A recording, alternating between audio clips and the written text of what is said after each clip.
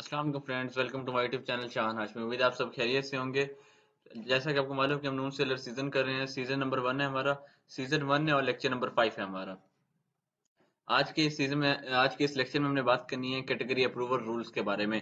पिछले हमारे 4 लेक्चर हो चुके हैं, आज हमारा लेक्चर नंबर 5 है। उम्मीद करता हूँ कि आपने पीछे जो हमारे 4 लेक्चर हो चुके हैं आपने वो ले लिए होंगे और उसमें कोई भी आपको इशू नहीं आया होगा। अगर इशू वगैरह कोई भी आया हुआ तो आप मेरे से कमेंट सेक्शन में पूछ सकते हैं उस इशू के बारे में। कोई भी आपको चीज़ समझ नहीं आ रही, कोई बात मेरी समझ नहीं आई, या कोई आप कुछ करना चाह रहे हैं, आपको हेल्प चाहिए हो, मैं आपकी हेल्प कर दूंगा। आज के लेक्चर में हमने बात करनी है कैटेगरी अप्रूवल रूल्स के। कैटेगरी अप्रूवल होते क्या है, इनके रूल्स क्या होते हैं, 2026 में क्या चेंजिंग आई है, सारा कुछ हम इस लेक्चर में बात करेंगे। बिना टाइम वेस्ट किए लेक्चर को स्टार्ट करते हैं। कोशिश करेंगे जल्दी खत्म करें ताकि आपको जल्दी जल्दी समझ आ जाए सारी बात। तो इसका इंट्रोडक्शन देखते हैं। Not all products categories on Noon are open for everyone. हर कैटेगरी नून पे ऑल हर सब प्रोडक्ट के लिए जो प्रोडक्ट की कैटेगरीज होती हैं वो नून सबके लिए ओपन नहीं करता। हर सेलर्स के लिए हर कैटेगरी अलाउ नहीं होती। कुछ कैटेगरीज कुछ सेलर्स के लिए होती हैं। Some categories required approval before selling, ठीक है ना। अब कुछ कैटेगरीज हैं वो उनको ना अप्रूवल चाहिए होता है सेलिंग से पहले, ठीक है ना। उन कैटेगरीज का अप्रूवल लेना पड़ता है हमें सेलिंग से पहले। और कुछ कैटेगरी बगैर अप्रूवल के सेल हो जाती है, कुछ कैटेगरी होती ही नहीं है सेल, आप नहीं कर सकते। कुछ स्टोर्स का भी इशू होता है कि इस स्टोर पे ये कैटेगरी नहीं सेल कर सकते, ठीक है। In 2026 Noon made category stricter and more system based. Automatically कर दिया है नून का एल्गोरिदम, बहुत स्ट्रांग हो गया 2026 में और स्ट्रिक्ट कर दिए हैं 2026 में रूल, ठीक है। No approval no selling means कि आप अप्रूवल के बगैर सेलिंग कर ही नहीं सकते। आपके पास कोई और ऑप्शन ही नहीं है कि आप अप्रूवल के बगैर सेलिंग करें। सबसे पहले देख लेते हैं हम कैटेगरी अप्रूवल होता क्या है। Category approval mean seller must get permission from Noon before listing product. Category आपको पता है कि हम जब प्रोडक्ट की लिस्टिंग स्टार्ट करते हैं सबसे पहले हम कैटेगरी सेलेक्ट करते हैं, ठीक है ना। वहीं से हम सारा कुछ आगे प्रोसेस होता है। Seller must get permission from Noon before listing product. Product की लिस्टिंग से पहले नून से परमिशन लेनी होती है कैटेगरी अप्रूवल के लिए कि भाई हम इस कैटेगरी में लिस्ट कर रहे हैं, आप हमें इसकी अप्रूवल के दे दें, लिस्टिंग के लिए अप्रूवल दे दें। अगर नून अप्रूवल देगा तभी उस लिस्टिंग को आप आगे लेके जा सकते हैं, वरना आप उस कैटेगरी वाले ही पेज पे रुक जाएंगे। आप उसके अप्रूवल को आगे नहीं लेके जाते, लिस्टिंग को आगे नहीं ले जा सकते, ठीक है ना।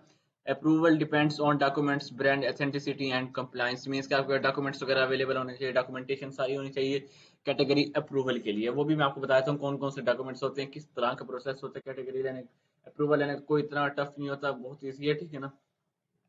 If you list product in a restricted category without approval, the listing can be rejected or removed. Means कि ऐसी कोई कैटेगरी हो जिसमें आपने प्रोडक्ट लिस्ट कर दी हो, रिस्ट्रिक्टेड होगी हो कैटेगरी, तो आपकी लिस्टिंग को भी रिजेक्ट कर दिया जाएगा। लिस्टिंग एक्सेप्ट होगी नहीं, लाइव होगी नहीं और रिमूव भी हो जाएगी लिस्टिंग स्टोर से।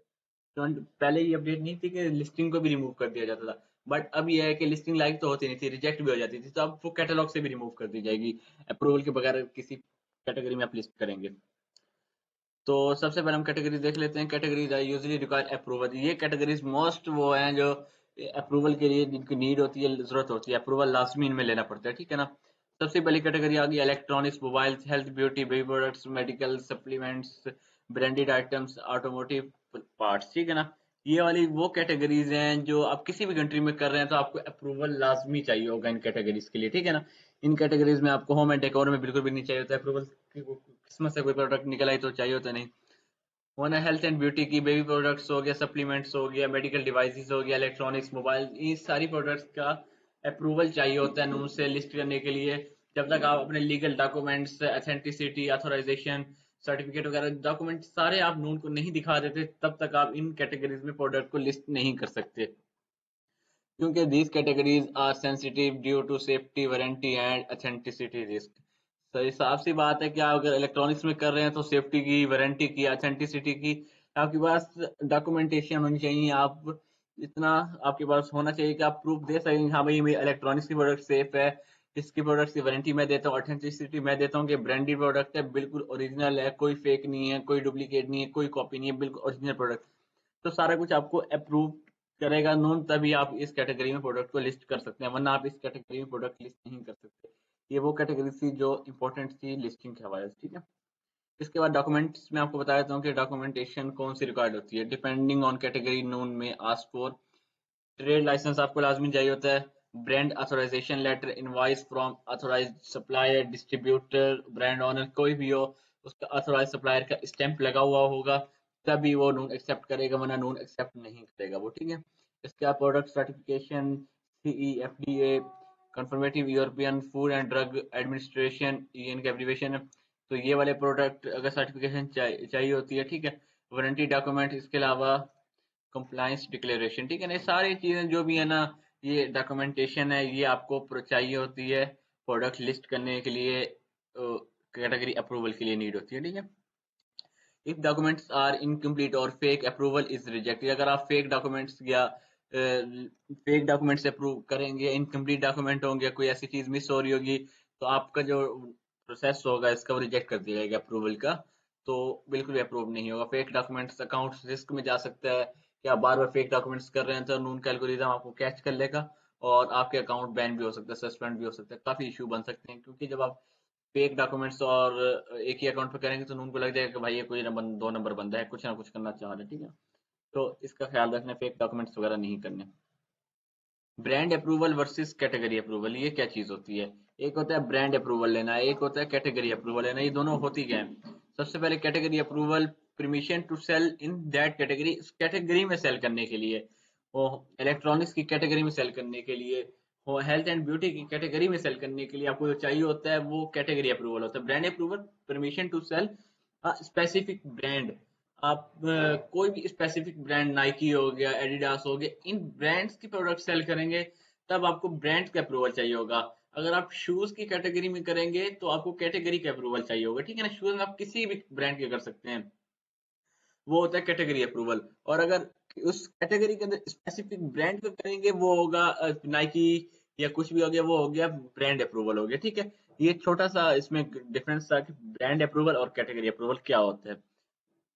Even if category is approved, some brand still need separate approval. Category approved हो गया है, कुछ बड़े ब्रांड जैसे नाइकी और एडिडास हो गए और ये पूमा हो गया, ये जो ब्रांड्स होते हैं ना, ये सेपरेट अप्रूवल मांगते हैं आपसे, सेपरेट डॉक्यूमेंट्स मांगते हैं कि भाई हमें सेपरेट डॉक्यूमेंट्स दें। अब इनसे सेपरेट अप्रूवल भी लेना पड़ जाता है आपको। नून पे कर रहे हैं, अमेजोन पे कर रहे हैं, किसी भी कर रहे हैं, तकरीबन इसी तरह प्रोसेस होता है कि अप्रूवल लेने के लिए। बट नून का भी हम बात कर रहे हैं, तो नून पे आपको इन ब्रांड से अलग से अप्रूवल लेना पड़ता है। कोई किसी आप बड़े ब्रांड में कर रहे हैं, उसको अप्रूवल लेना पड़ता है कि भाई हमें लिस्ट करने दो ये वो, तो आपको अप्रूवल देगा तभी आप लिस्ट कर सकते हैं इतने बड़े ब्रांड्स की प्रोडक्ट। अप्रूवल का प्रोसेस भी हम देख लेते हैं, क्या चीज़ है। सिलेक्ट प्रोडक्ट, कैटेगरी, प्रोडक्ट की कैटेगरी सिलेक्ट करना है, upload required documents, submit for review, non reviews, manual plus system check and approval और रिजेक्शन। सिर्फ 5 स्टेप्स में आपका अप्रूवल या तो एक्सेप्ट हो जाएगा या तो रिजेक्ट हो जाएगा, वरना इसमें कुछ और थर्ड ऑप्शन है ही नहीं कि अप्रूव्ड, रिजेक्ट या अप्रूवल के अलावा कुछ और होगा। प्रोडक्ट की कैटेगरी सिलेक्ट करें, होम एंड डेकोर है, हेल्थ एंड ब्यूटी है, इलेक्ट्रॉनिक्स है, कोई भी कैटेगरी है। सिलेक्ट करने के बाद उसके बाद आप अपलोड करें रिक्वायर्ड डॉक्यूमेंट, जो आपको डॉक्यूमेंट्स मांगता है नून के, भाई मुझे ये डॉक्यूमेंट्स चाहिए, सबमिट करते हैं। रिव्यू के लिए अपलोड करने का नून रिव्यू करेगा, अब ऑटोमेटिक सिस्टम हो गया नून का, उसके बाद अप्रूव करेगा या रिजेक्ट करेगा, वो नून पे डिपेंड करता है।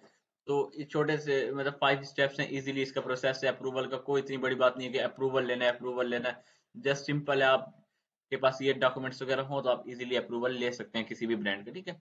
ब्रांड का अप्रूवल लेना हो, कैटेगरी अप्रूवल लेना हो, सारा कुछ यही तरीके से होगा।